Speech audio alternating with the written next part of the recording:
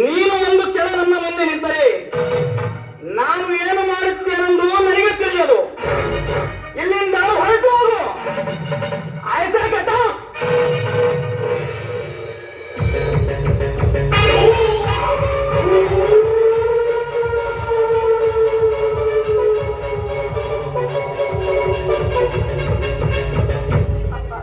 ಇಷ್ಟೆಲ್ಲ ಆದ್ಮೇಲೂ ನಾನ್ ಬದುಕೇಬೇಕಿದ್ದಪ್ಪ.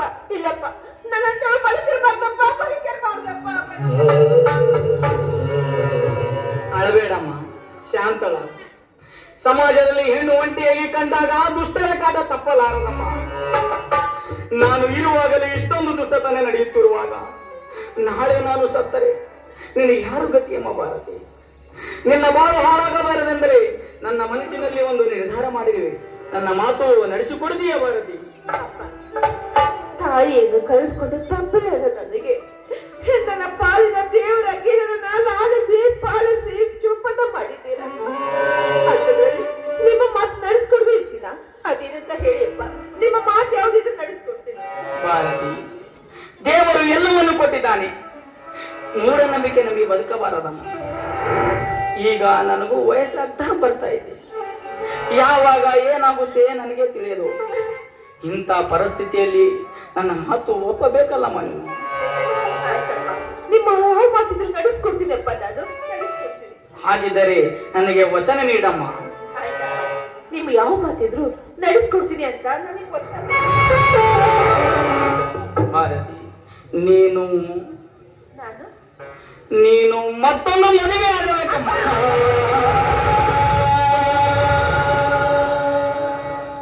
ಬೇಡಪ್ಪ, ಬೇಡ. ಇಂಥ ನಿರ್ಧಾರ ಮಾತ್ರ ತೆಗೆದುಕೊಳ್ಳೋದಕ್ಕೆ ಹೋಗ್ಬೇಡಿ ಅಪ್ಪ, ತೆಗೆದುಕೊಳ್ಳೋಕೆ ಹೋಗ್ಬೇಡಿ. ನಾನೀಗಾಗಲೇ ಮಂಜುಗೆ ಮಾತು ಕೊಟ್ಟಿದ್ದೀನಿ. ಕನಸು ಮನಸ್ಸಲ್ಲೂ ಮತ್ತೊಬ್ಬ ಪುರುಷನ ಕಣ್ಣಿಟ್ಟು ನೋಡೋದಿಲ್ಲ ಅಂತ. ಹೀಗಿರ್ಬೇಕಾದ್ರೆ ನಾನು ಅವರಿಗೆ ಮೋಸ ಮಾಡ್ದಾಗುತ್ತೆ ಅಪ್ಪ. ದಯವಿಟ್ಟು ಇಂಥ ವಿಚಾರ ಮಾತ್ರ ಮಾಡ್ಬೇಡಿ ಅಪ್ಪ. ಇದಕ್ಕಿಂತ ಸಾಯದ ಎಷ್ಟೇ ಲೇಸು. ನಿಮ್ಮ ಕೈ ಮುಗಿದ್ರೆ ಕಾಲಿನ ಬೆಳ್ಕೊಳ್ತಿದೆ. ಭಾರತಿ, ಹಾಗಾದರೆ ನೀನು ಸಾಯಿಕ್ಕಿಂತ ಮುಂಚೆ ನನಗೂ ಸ್ವಲ್ಪ ವಿಷಯ ಕಟ್ಟ ಸಹಾಯ ಮಾಡು. ಮಗಳಾಗಿ ಹುಟ್ಟಿದಕ್ಕೂ ಸಾರ್ಥಕವಾಗುತ್ತದೆ.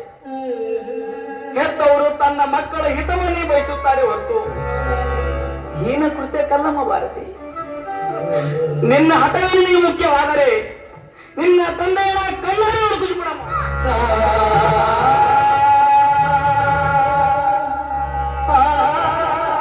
ಅಪ್ಪ, ಏನ್ ಹೇಳ್ತಾ ಇದ್ದೀರಪ್ಪ? ನಾನದು ಕೈಯಾರ ನಿಮಗೆ ವಿಷಯ ಕೊಡ್ಬೇಕಾ? ಅಪ್ಪ, ನನ್ನ ಬಾಳಿನ ಆಧಾರ ಸ್ತಂಭ ಅಂದ್ರೆ ನೀವು. ನಿಮ್ಮನ್ನು ಕಳೆದುಕೊಂಡು ನಾನು ಯಾವ ಸುಖ ಪಡ್ಲಿ ಅಪ್ಪ? ಆಯ್ತಪ್ಪ, ನಿಮ್ಮ ಮಾತುಗಂತೆ ನಾನು ಮರು ಮದುವೆ ಆಗ್ತೀನಿ ಅಪ್ಪ, ಮರು ಮದುವೆ. ಈಗ ಸಂತೋಷವಾಯ್ತಮ್ಮ. ಈ ನಿನ್ನ ಮಾತುಗಳು ತುಂಬಾ ಸಂತೋಷವಾಯಿತು. ಹಿಂದೆ ಹೋಗಿ ನನ್ನ ಗೆಳೆಯ ಸುಧಾಕರ್ನಿಗೆ ಭೇಟಿಯಾಗಿ ಎಲ್ಲ ವಿಷಯವನ್ನ ತಿಳಿಸ್ತೇನೆ. ಅವನ ಮಗ ರವಿ ಬ್ಯಾಂಕ್ನಲ್ಲಿ ನೌಕರಿ ಮಾಡ್ತಿದ್ದಾನೆ. ಸುಧಾಕರ ಒಪ್ಪಿದರೆ ನಾಳೆನೇ ರವಿನ ಬೆಂಗಳೂರಿಂದ ಕರೆಸಬಹುದು. ಸುಧಾಕರ್ನ ಒಪ್ಪಿಗೆ ತೆಗೆದುಕೊಂಡೇ ನಾನು ಬರ್ತೀನಮ್ಮ.